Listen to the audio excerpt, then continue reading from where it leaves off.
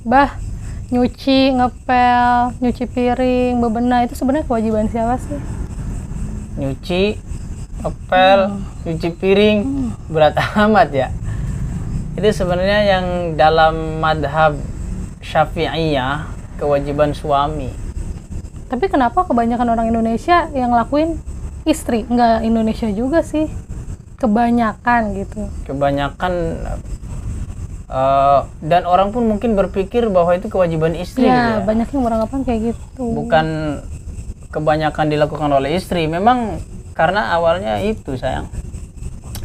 Paradigmanya hal-hal seperti itu adalah kodratnya seorang perempuan, bebersih, masak, nyuci piring, nyuci baju gitu kan. Sehingga dalam pikiran banyak orang yaitu kewajibannya perempuan gitu, karena kodratnya itu gitu.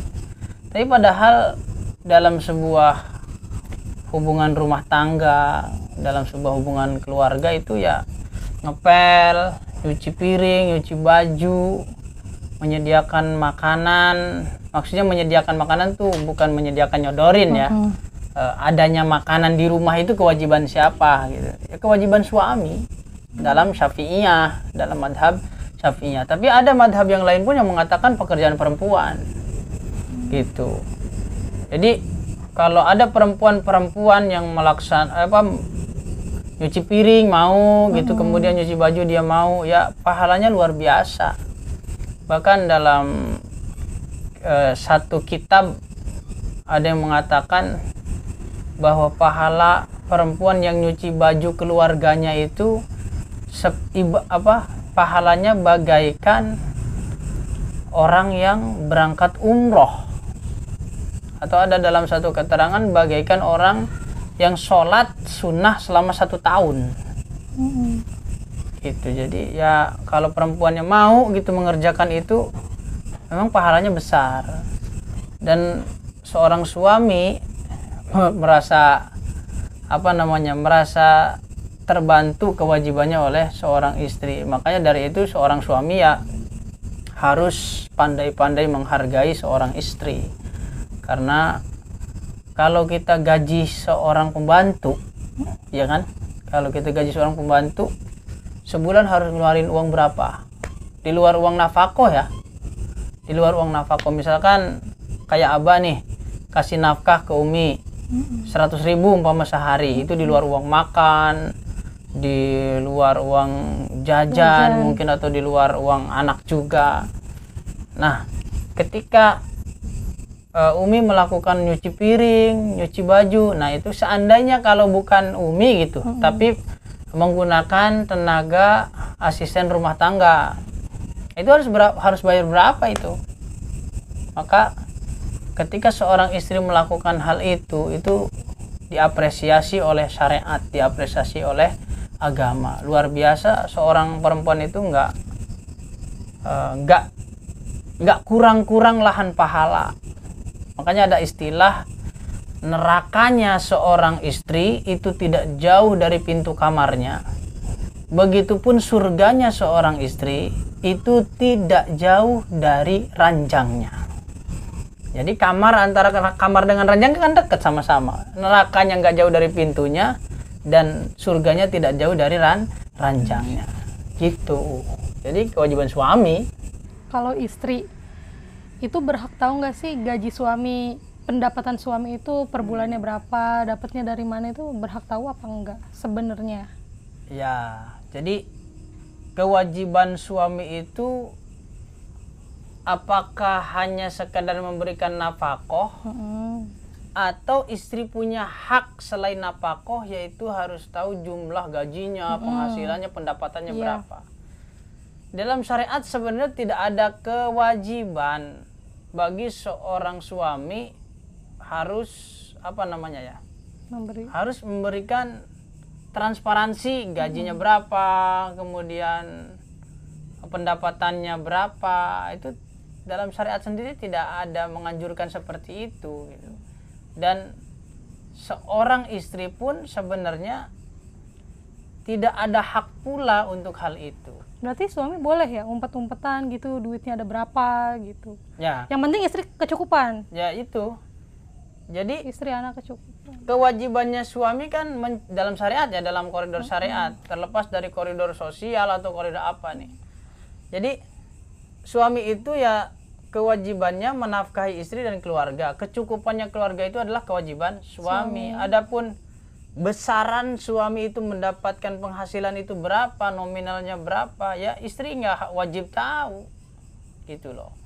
Cuman dalam tataran-tataran di zaman kekinian ini, hal yang seperti itu menjadi sensitif. Kan tadi kata Umi, berarti nggak jadi masalah dong kalau suami umpet-umpetan punya duit berapa gitu. Ya memang haknya suami. Jadi ada istilah dalam orang Indonesia nih, Mi. Jadi ada istilah uang suami adalah uang istri. Uang istri bukan uang suami. Nggak ada begitu tuh. Jadi uang suami yang belum diberikan kepada istri, ya uang suami. Tidak bisa dikatakan langsung otomatis uang istri, tidak ada. Jadi orang berpikirnya gini loh.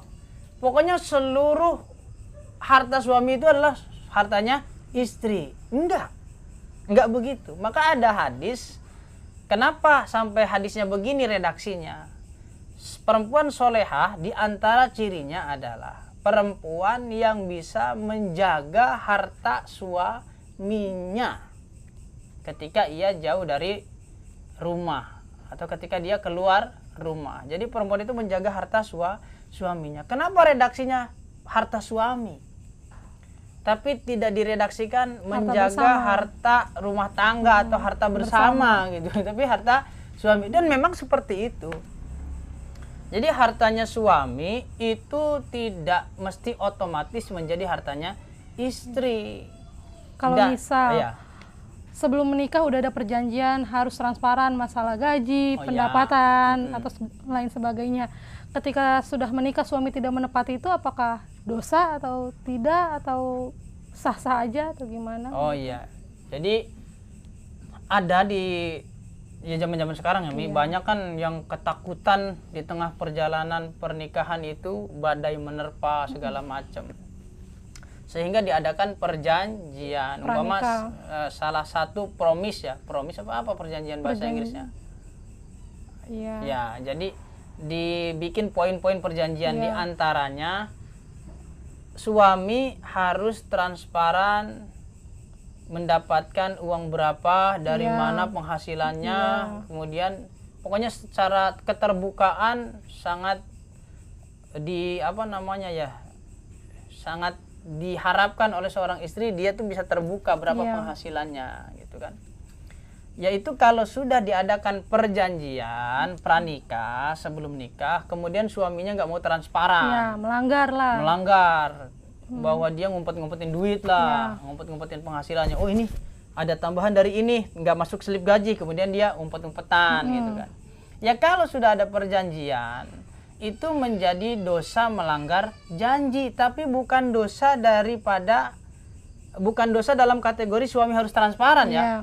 Karena ada ikatan perjanjian tadi, akhirnya transparansi yang seperti itu ya harus ditepati gitu. Memang kenapa sih sekarang harus ada perjanjian pranikah? Karena banyak yang setelah perjalanan pernikahan mereka mengalami ketidaksepahaman, kemudian ketidakseidean, bahkan ketidaksekufuan. Tidak sekufu itu artinya tidak setingkat. Yang satu cara berpikirnya sudah sudah berada di tingkat high yang tinggi, yang satu masih berpikir ya masih cara lama gitu. Nah ini kan tidak sekufu dalam masalah pemikiran, tidak sekufu dalam derajat juga, itu biasanya terjadi crash dalam rumah tangga gitu. Tapi sejauh suami itu benar-benar menjadi imam dengan ilmunya, kemudian istri menjadi makmum dengan ketaatannya, insya Allah rumah tangganya walaupun ada badai, walaupun ada persoalan, itu akan segera selesai dengan solusi yang terbaik. Jadi gitu ya. Jadi gajinya berapa, penghasilannya berapa, istri tidak wajib tahu. Kalau HP HP ada Iya. Ada WA siapa Iya. gitu, temenan sama siapa. Iya, biasanya kan perempuan lebih kepo. Ya lebih Lebih kepo. deg-degan. Nah itu hal yang seperti itu dalam syariat itu.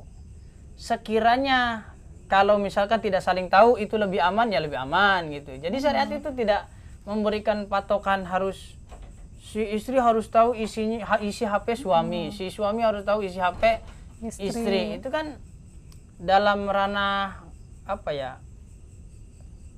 Model-model rumah tangga aja gitu. Ada yang harus gitu ya, harus ngecek, si istri harus tahu isi HP suami, ada suami yang harus tahu isi istri. Karena apa? Mungkin belum tertanam kepercayaan 100% antara satu dengan yang lainnya. Sementara cinta, kemudian niatan-niatan menjalin rumah tangga itu harus didasari dengan kepercayaan. Yang namanya curiga berlebihan itu juga merusak.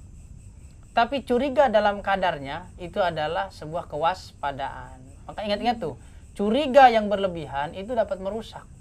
Tidak ada apa-apa aja, curiga, was-was, kemudian pikirannya kemana-mana, akhirnya nyambung. Tidak ada tidak ada api yang begitu berarti, tapi asapnya terlalu besar.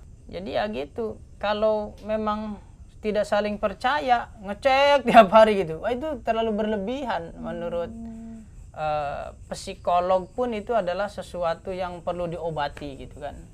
Jadi was-was yang seperti itu perlu diobati gitu. Setiap hari harus ngecek, setiap jam malah harus ngecek. Jangan-jangan udah dihapus sejam yang lalu atau gimana lah gitu. Dan pernikahan itu mesti dibangun dari saling kepercayaan dan saling mencintai. Ada yang pernikahan tidak dijalin dengan cinta, ada. Tapi dijalin dengan satu tujuan yang sama. Ada nggak? Ada kan? Jadi tidak saling mencintai nih tadinya. Kemudian dipertemukan tapi punya satu tipe tujuan yang sama. Umpama saya ingin bisnis gitu, jadi pembisnis. Kemudian yang satunya juga, iya saya pun ingin jadi pembisnis. Bisnis di bidang umpama konveksi, dia pun dari bidang konveksi. Jadi disatukan dalam rumah tangganya itu gara-gara satu visi misi, yaitu ingin membangun bisnis. Ada. Terus ada yang disatukan dengan cinta. Tapi tidak satu tujuan. Ada juga yang satu pengennya ngalor tujuannya, yang satu pengennya ngidul, tapi sama-sama mencintai. Itu juga ya perekatnya kalau cinta, ya walaupun capek dalam pikirannya, mungkin sebagian orang capek gitu karena nggak satu tujuan, capek. Tapi ada cinta, ada kasih sayang, tetap akan aman. Tapi capek. Ya kan, kalau kata Luna Maya, buat apa kita mana ibadahnya gitu kan? Mana makna ibadahnya di mana sementara kita tidak tenang gitu, berantem terus. Ya memang ya, cinta belum tentu satu tujuan, tapi bisa mengikat. Satu tujuan tanpa cinta itu pun bisa mengikat, tapi lama-lama cinta juga mungkin bisa juga kasih sayang, atau hanya sebagai partner terus sampai sepanjang hidupnya. Jadi dia berumah tangga tapi sebagai partner saja gitu, partneran terus. Gitu. Ada. Nggak ada cinta. Nggak ada tapi cinta. Punya anak. Ya punya anak. Tapi nggak cinta. Ya bukan cinta karena kebutuhan.